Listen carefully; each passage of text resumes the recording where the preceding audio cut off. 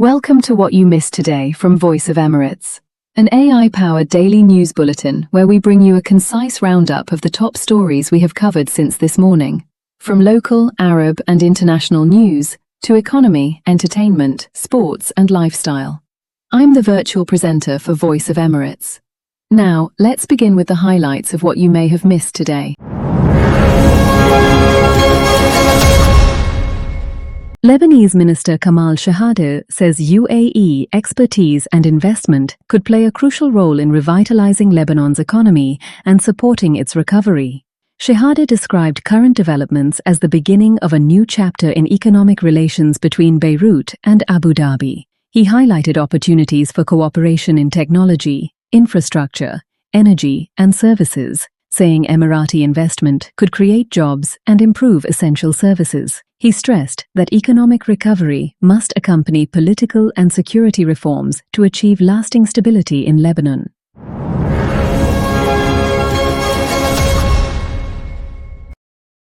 Russia's defense ministry says its air defense systems intercepted and destroyed 51 Ukrainian drones during a 12-hour period. According to Moscow, the aircraft-type drones were shot down over the Belgorod, Bryansk, and Kursk regions, as well as Crimea and the Black Sea. Russian authorities say air defense units continue to strengthen protection around critical infrastructure, transport hubs, and energy facilities. The latest wave comes as both Russia and Ukraine increasingly rely on long-range drones to strike targets far beyond the front lines.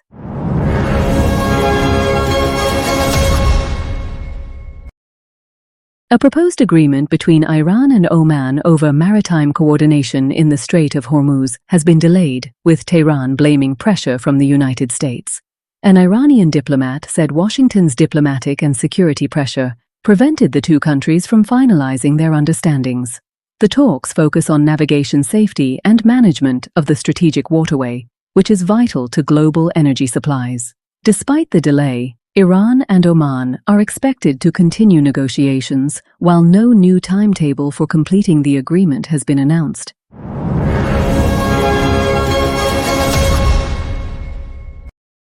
And from the political news, Greece has transformed from a long-time electricity importer into a major supplier for Southeast Europe.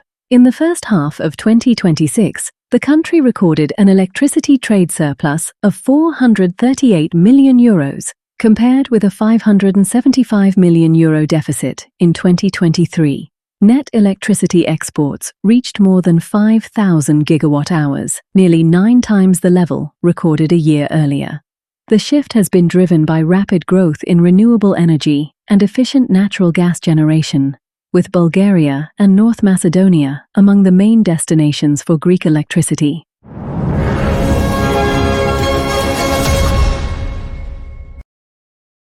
Iran is facing a severe water crisis, with official figures showing 58 cities and around 35 million people affected by drinking water shortages. Tehran is among the hardest-hit areas, where reservoirs supplying the capital have fallen to just 26% of capacity. La Dam is only 6% full, while Mamlou stands at 13%. Officials say uneven rainfall, excessive groundwater extraction, and heavy agricultural consumption are worsening the crisis, raising concerns over the country's long-term water security.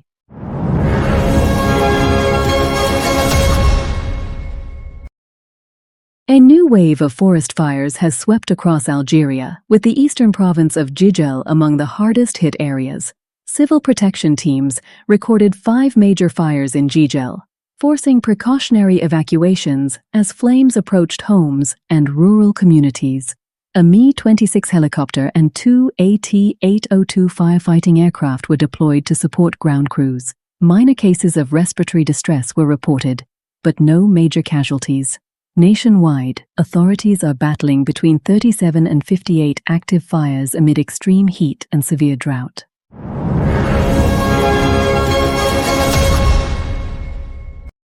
And from the business news, Dubai has ranked first globally in attracting new foreign direct investment projects in cultural and creative industries for the 4th consecutive year. According to Financial Times FDI Markets data, the Emirate attracted 754 projects in 2025 ahead of London, Singapore, Riyadh, and Bengaluru.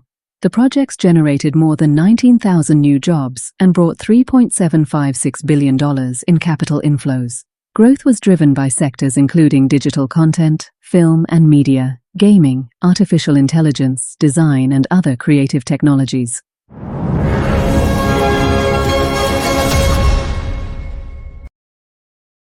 The UAE and Egypt have activated a strategic 5-year partnership to supply wheat worth up to $500 million. Abu Dhabi-based Al Dahra Agricultural Trading signed the agreement with Egypt's General Authority for Supply Commodities under a financing program supported by the Abu Dhabi Exports Office. The deal transforms a strategic commitment made in 2023 into a long-term supply arrangement, aimed at ensuring reliable wheat supplies while strengthening trade, investment, and agricultural cooperation between the UAE and Egypt.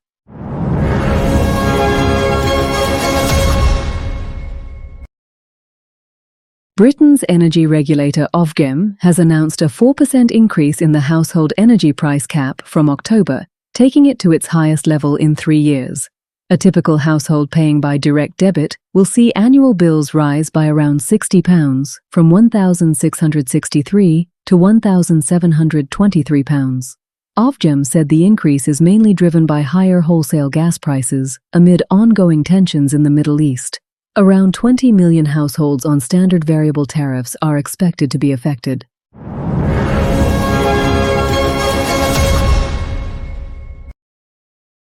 And from the science and technology news, Apple has refreshed its Magic Keyboard lineup with subtle design changes, replacing text labels on several keys with new symbols.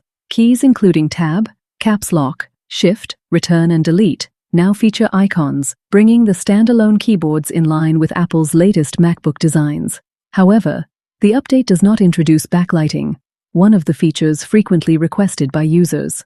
Apple has also retained the familiar slim design, USB-C connectivity, and existing functionality, making this primarily a visual rather than a major hardware upgrade.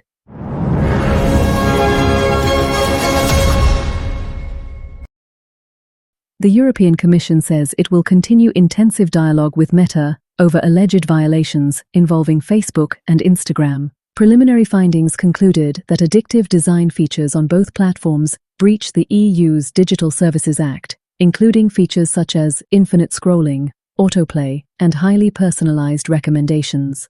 Meta still has the opportunity to submit formal commitments addressing regulators' concerns. The Commission says its priority is enforcing strict digital safety standards and reducing potential harm to users, particularly minors and vulnerable adults.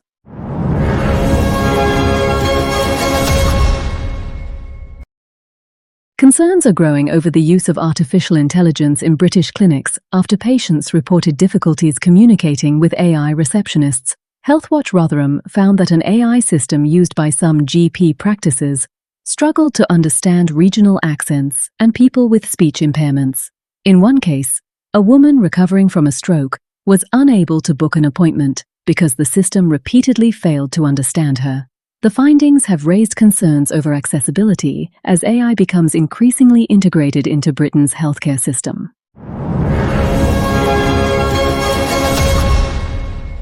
And what you might missed from the art and entertainment news, George Eliot's classic Middlemarch has topped a list of the 100 greatest novels in literary history, compiled from the opinions of writers, critics, and academics worldwide. The 19th-century novel earned first place for its literary depth and complex portrayal of English society through interconnected characters, ambitions, and struggles. Toni Morrison's Beloved ranked second, while James Joyce's Ulysses took third place. The ranking also features classics by Virginia Woolf, Leo Tolstoy, Jane Austen, and F. Scott Fitzgerald.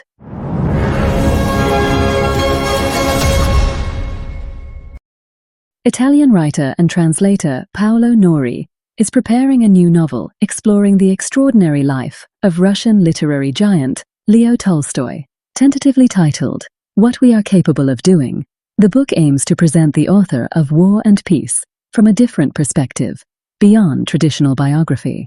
Nori recently visited Tolstoy's historic home at Yasnaya Polyana as part of his research. The novel is expected to be published in 2028, marking the 200th anniversary of Tolstoy's birth.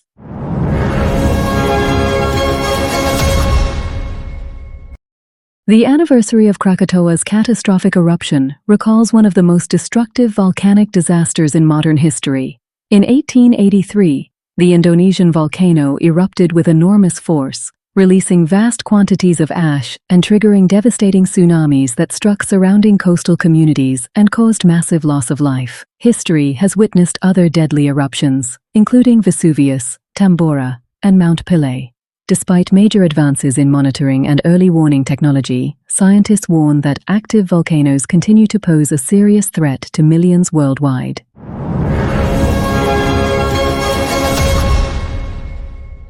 We conclude our roundup with the top sports news stories you might have missed. UAE Team Emirates XRG rider Tadej Pogačar delivered a dominant performance to win Stage 4 of the Vuelta a España in Andorra. The Slovenian launched a powerful solo attack with 50 kilometers remaining and crossed the finish line 2 minutes and 39 seconds ahead of his nearest rivals. The victory strengthened Pogačar's grip on the red leader's jersey, giving him an overall advantage of 3 minutes and 21 seconds over Primož Roglič, while Enric Mas remains third.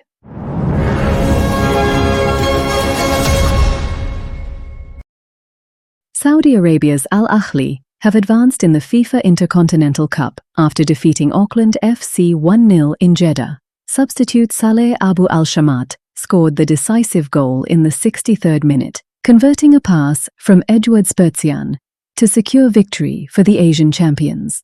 Auckland's hopes of a comeback faded when Sam Cosgrove was sent off late in the match.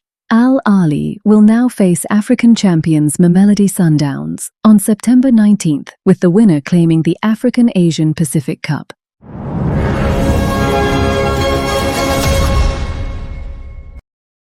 Kylian Mbappé produced a stunning hat-trick as Real Madrid defeated Real Sociedad 4-1 at the Santiago Bernabeu.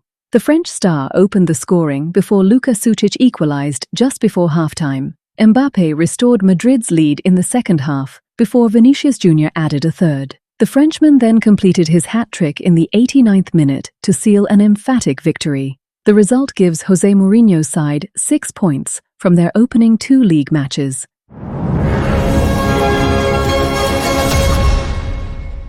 That was your roundup of what you may have missed today from Voice of Emirates.